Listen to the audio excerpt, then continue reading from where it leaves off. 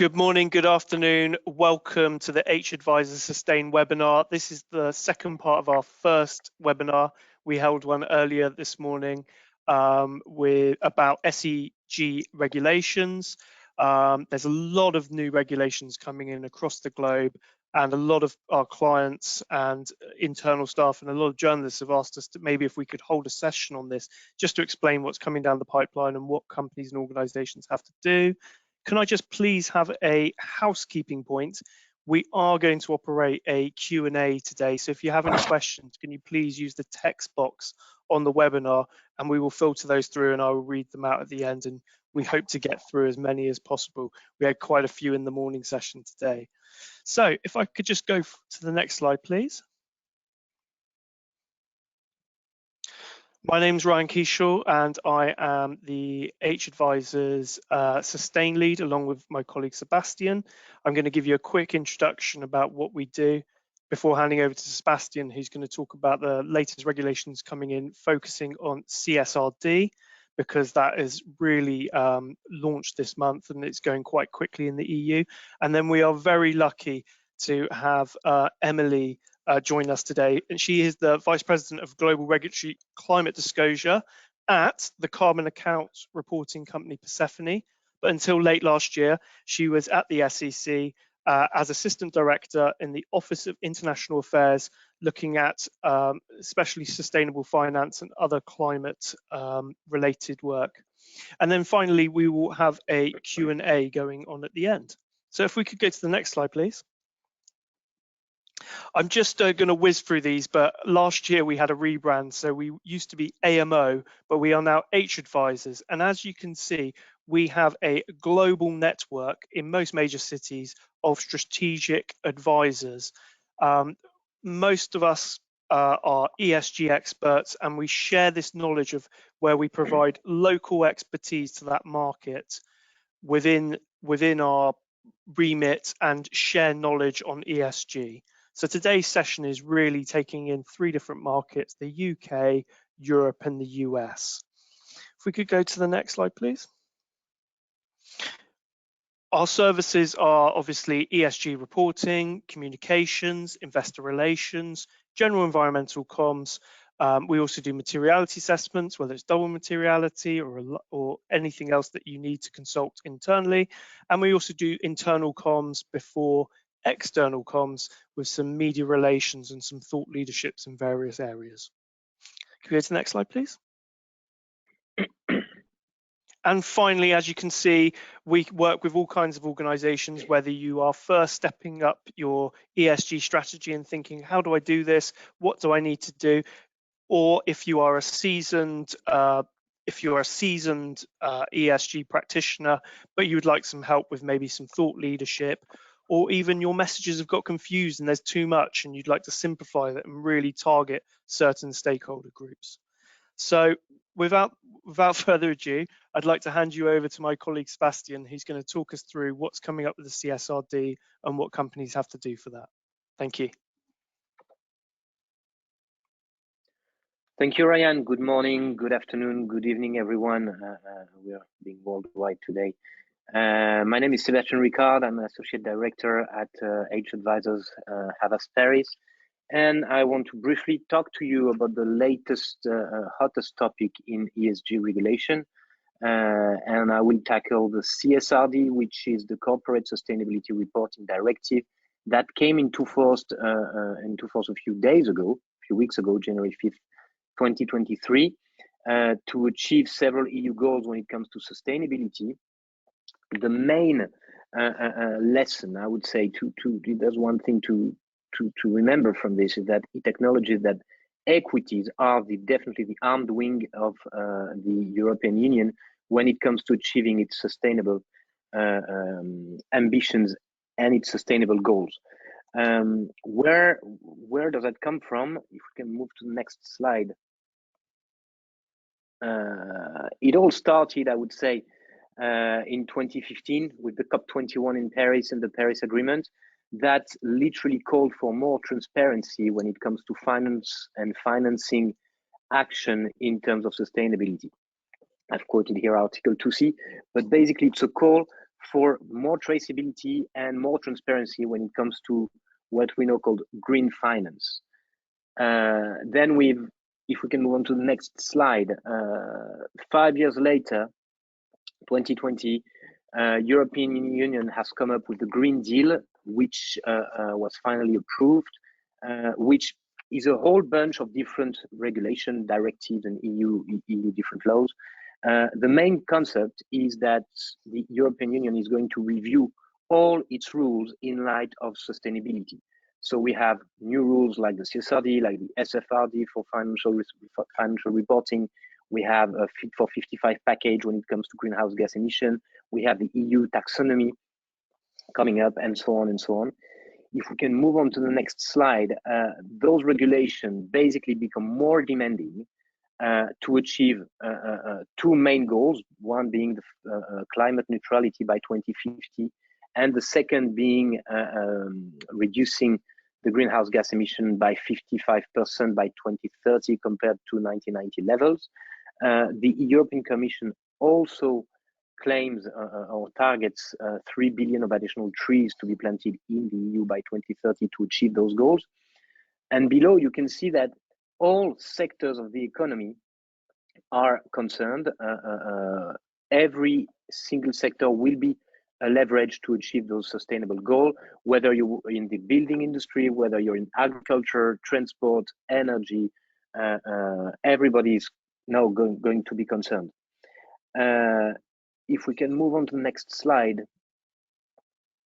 just a quick example of the Fit for 55 package that has been approved in 2021, so a year later after the Green Deal. We have lots of mechanisms, some complex, some simple, tackling all sectors. We have a carbon adjustment mechanism at the border of the European Union that has just been revealed. But basically all sectors and all tools will be used. We talk about taxation, we talk about EU trading systems, we talk about planting trees. So some are very basic, some are mandatory and more complex. And if we move on to the next slide, so I will focus a little bit more on the Corporate Sustainability Reporting Directive. Its main objective is to exit greenwashing as of 2024.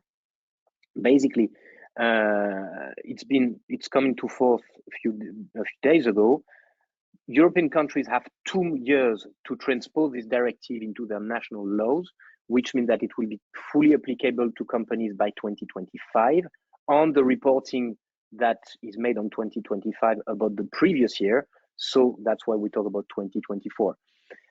It replaces the non-financial reporting directive that was in place in Europe.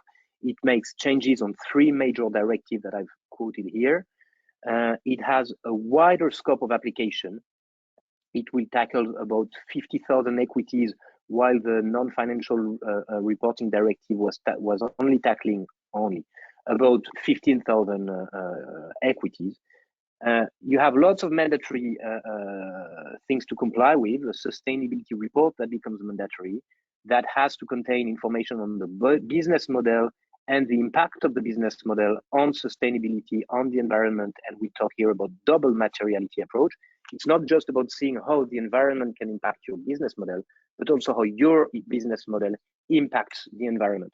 And it's a living, I would say, regulation, since there would be regulated acts updated every 3 years to provide companies with the details of what is mandatory and what to comply with. If we can just move on to the next slide, it's a light summary of a long text, but it's just to show you who are the company concerned. All EU companies with at least 2 of the 3 criteria here, above 250 employees, 40 million euro of annual turnover, and 20 million euro in total assets. Publicly listed equities with at least 2 of the 3 criteria, being more than 10 employees, more than 700,000 euro in turnover, or 350,000 euros in total assets. And last but far from being least, international and non-EU companies with some activities or subsidiaries within the EU will have to comply with this corporate sustainability reporting directive. So all companies basically are concerned. It's not because you have your headquarters in the US or in China that you're not going to have to comply to this directive. And if we can quickly move on to the next slide, please. What it states is that now we have a common canvas of information to provide with. It's more constrained when it comes to communication on sustainable actions that are being achieved by companies. The required information will be part of the delegated act. You have a double materiality approach, you have ESG goals, progress, and of achievement to mention and to explain. You will have digital tagging to provide to connect your information with notably the EU taxonomy. A third-party verification will be required, and you will have to comply with the European Sustainability Reporting Standards, basically norms of reporting that will be issued by the European, another body called EFRAG, that is kind of, I would say, a GRI body, but at European level. What does it mean as a quick conclusion, if we can move on to the next slide? Well, it means that companies are now on the front line. They are the armed wing of the European Union to achieve European sustainable goals. It will be more and more difficult to emerge from your competitors because of this common canvas of information. You will have basically to comply with two principles, one being transparency and the second being accountability. And it becomes more and more important and crucial to have a relevant ESG strategy that is correctly implemented, onboarding your different stakeholders, and on which you're able to communicate correctly, the right way, meeting the right norms and European standards. This is the reason why we've launched this webinar, we've launched the H Advisor Sustain. The CSRD is the hottest topic at the moment, and if we can move on to the last slide, just to tell you that there's more to come. It's not over. It's the latest, but not the last regulation. We'll have updated acts. We'll have other elements to be published. You have international competition within European regulation, Asian regulation, but also American regulation when it comes to this issue. And I'm very pleased to give the mic to Emily Pierce now, who will be able to talk to us about those regulations, those aspects, and the consequences of all these, especially in North America. Thank you very much. Thank you, Sebastian. And yes, you're right. We're going on to a bit of a Q&A now, where we've had a few questions in. So if we're gonna, please, can you use the chat box, type in a question, we will then put it to the panel and go forward. But we've had a few come in. And the first one, obviously, because you're ex-SEC Assistant Director, Emily, we've had a question about the SEC. So the question is, there's been a lot in the news about the SEC's upcoming announcement. What are they deciding, and when will it come out? So the SEC is deciding about finalizing the proposed rule on enhancing and standardizing climate-related financial disclosures. That proposal was issued last year, and they've been deliberating, reviewing record amounts of feedback on the proposal. So right now, the U.S. government has issued what it calls its regulatory flexibility agenda, and in that, the SEC did signal that it plans to finalize the rule in the first half of 2023. I think that the date that people have been speaking about is April-00-23. What that means is sort of a general estimate, that they are moving forward, and that is a date by which the staff will likely be prepared to make a recommendation to the Commission, and the Commission will hold a final vote. That's great. So this might be a bit cheeky because you might know some of the answers, but what do you predict that they will actually come down on with and rule, and what will companies have to do? Well, let me back up and talk about what they proposed before I go into any predictions, which, to be honest with you, I don't know. I think that the staff is really working hard to work through the feedback, which was very constructive. and a lot of good feedback. So trying to decide what the final way forward is going to be is really still actively being thought about. But what the SEC proposed was essentially enhancements and standardizations to the regulatory framework to improve climate-related disclosures for investors. And I think this is a really important distinction between what the SEC is doing and the CSRD, which Sebastian just brilliantly provided an overview of. The SEC is really proposing rules under the traditional disclosure laws in the United States, so securities laws dating back to the 1930s. And what they're doing is trying to get better information for investors on climate-related financial risk. And there's sort of consensus that climate risk poses financial risk. We can talk about the politics of that later, but I think it is fair to say that that is a reasonable consensus in terms of the way reasonable investors view the information they need from the companies they want to invest in. In 2010, the Commission actually issued guidance to companies about climate-related financial disclosures. And that guidance has been in place for over a decade now. And over time, it became clear that companies wanted more guidance as to what that meant, and investors needed better, more comparable, more reliable information. In 2015, the TCFD was established. That, I think, moved disclosures forward on a voluntary basis. And when we got to the 2020s, I think across the globe, regulators realized that the kind of information investors were getting was not sufficient. And actually, issuers were facing a challenge of a fragmented request from investors. So there's really mutual benefit in coming up with more standardized and enhanced disclosure requirements. And I think that's why you see regulators around the globe moving that direction. The SEC's proposal is focused on climate risk. It tracks the TCFD very broadly in terms of the narrative disclosures. It seeks disclosures related to governance processes for managing climate-related risks and those relevant risk management processes. Risk assessment, both physical and transition climate risks.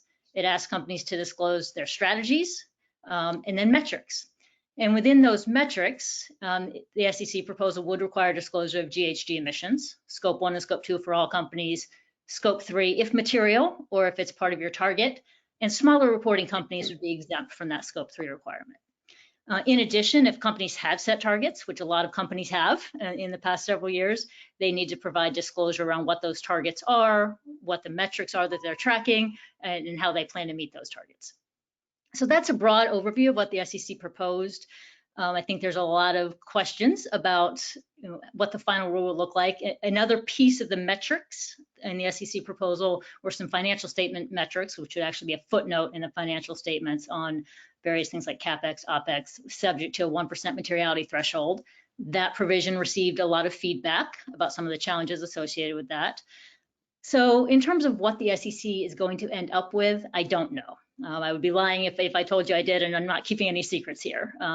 As I said, the staff received over 14,000 comment letters, a lot of very constructive feedback. I think important to note that issuers actually supported the rule and very much would like this kind of guidance from the SEC. Investors have supported it, and there are some practical challenges that the staff is working through. Great, thank you so much. We've had a question come in, and basically, we've had two questions come in which are very similar, so I will put them.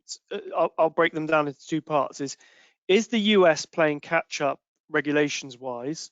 I think that's in comparison to Europe, and also the second part to that question is, will global companies who have regulatory have to observe regulations in Europe be fine when it comes to these SEC regulations? So if they're already operating in Europe, will they meet the SEC requirements, do you think?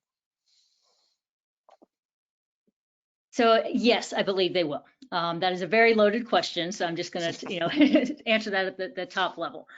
So let me start with whether or not the SEC is playing catch up, because I think understanding the global context and how all the pieces are moving together is really important to answering both of those questions. And it goes back to this trajectory of improving disclosures that I was describing earlier.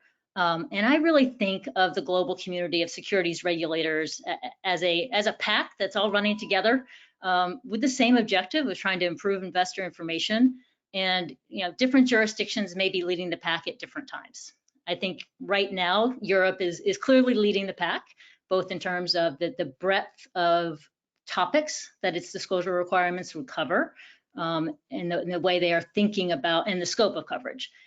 I think one of the issues that companies, and I think the world have to work through, is that the European proposals do include the double materiality concept. So that looking at impact on the environment, and they're just operating in a different policy context. It is part of this broader roadmap that Sebastian was describing. It covers companies beyond listed companies, and it really is intended to elicit information not only for investors. Many investors want this impact-based information, but also for other stakeholders.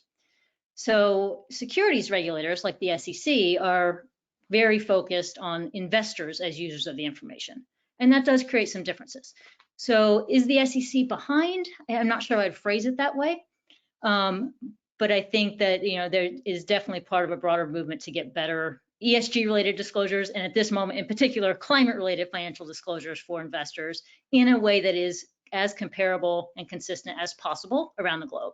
And on climate, I think there's really good news there, and that is that all the standard setters, EFRAG, the ISSB, and the SEC is a regulator, not a standard setter, but all three entities that are looking at developing either requirements or standards for better disclosure have built those requirements on the TCFD and on the GHG protocol.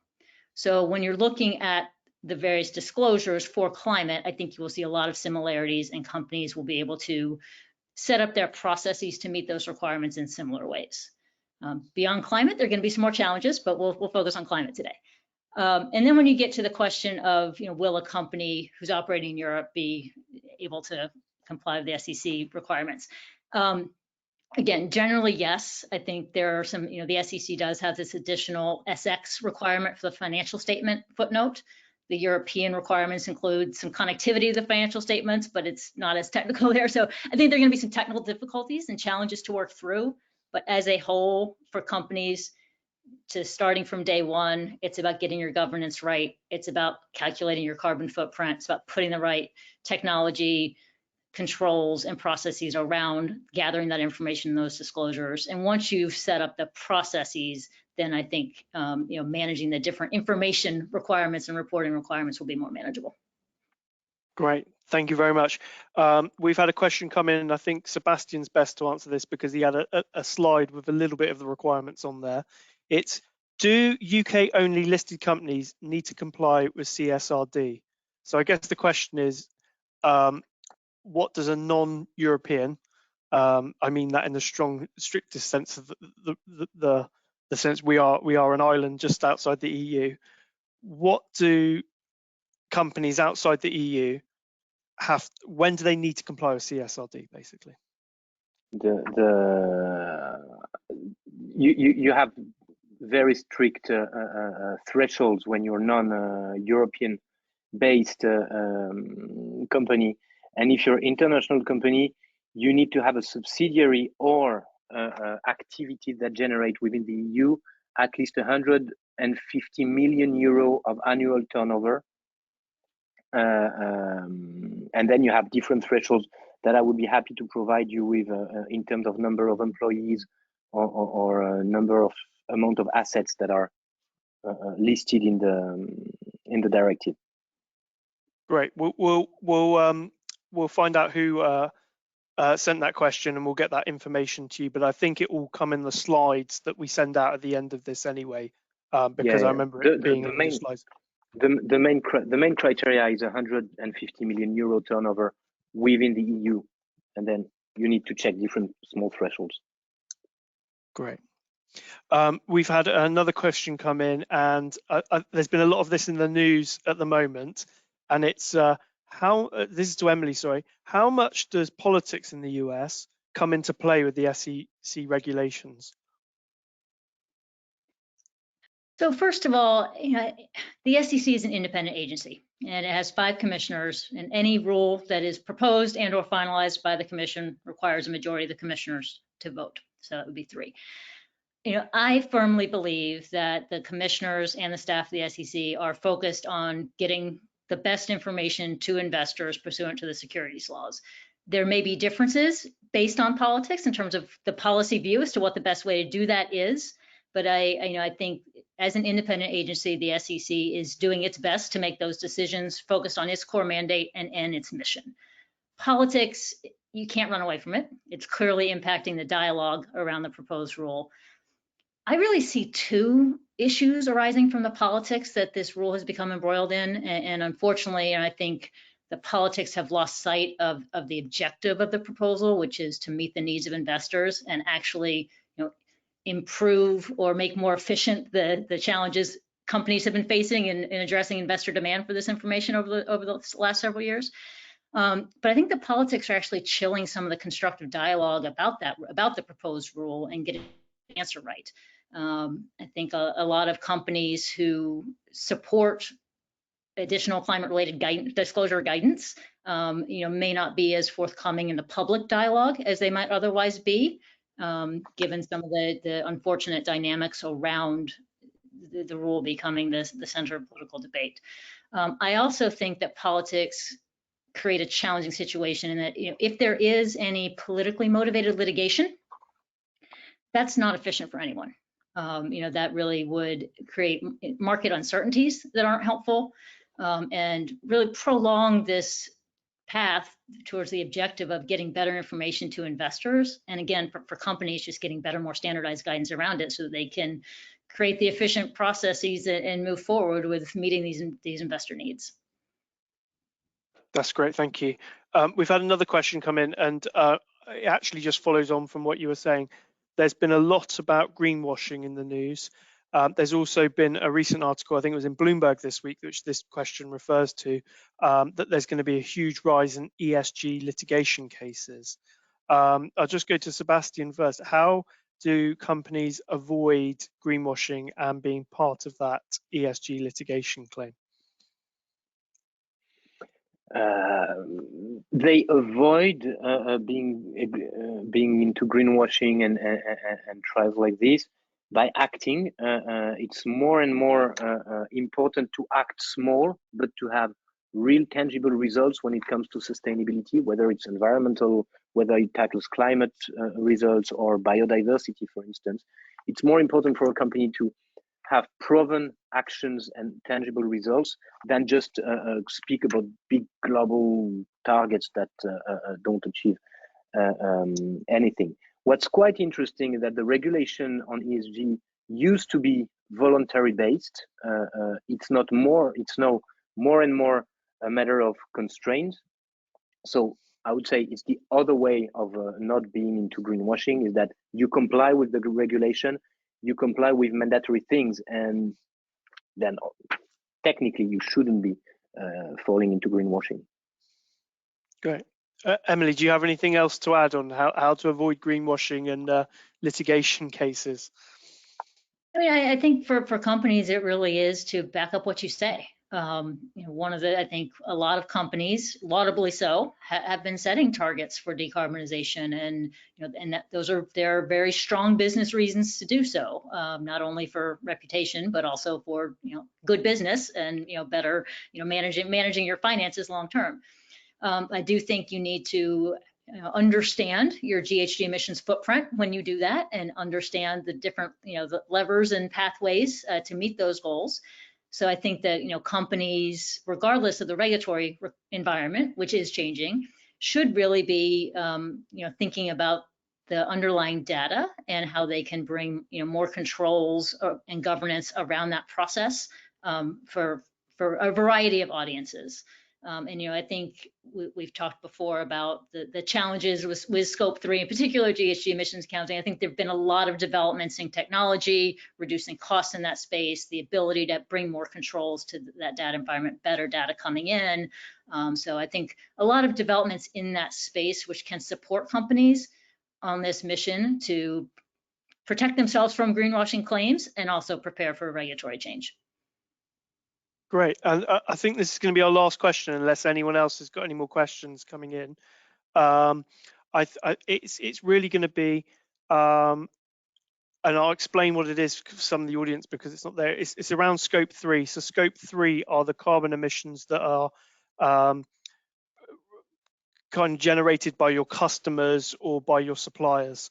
So it's not the energy you consume or you produce.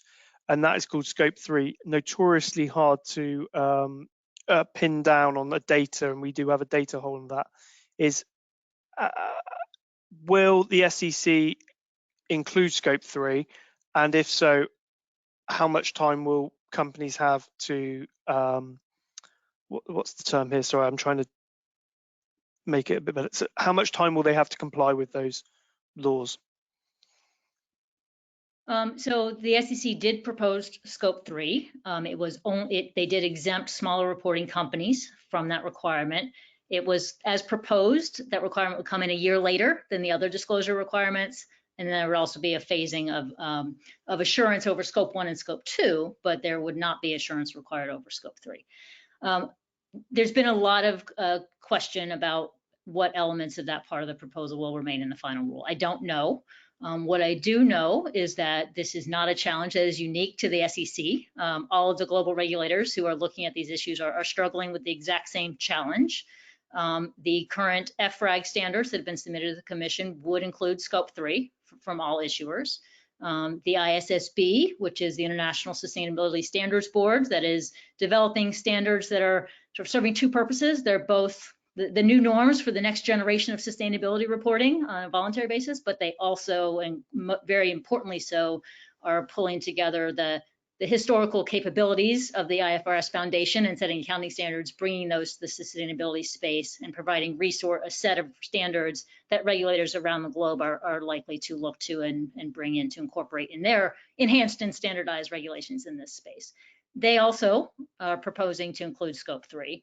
And in the various deliberations they've had recently have decided to retain that and set up what I will call parameters of reasonableness around scope 3 to try to adjust some of these challenges.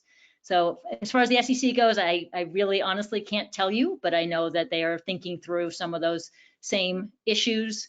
The proposal included some parameters of reasonableness, such as the safe harbor and the exemptions. I think the question will be, what they end up deciding and what the right balance is in the final rule. Brilliant. Thank you so much today, Emily. Thank you, Sebastian. It was great to have your expertise here on those ESG regulations, and thank you all for joining. We will be sending out some of the slides and the material used today, but if you do have any questions which you didn't want to ask on the chat box, please email us and we will try and get back to a result. But thank you very much for your time today, and we will no doubt keep you updated on the next Sustain webinar. Thank you very much. Thank you, Emily. Thank you. Thank you.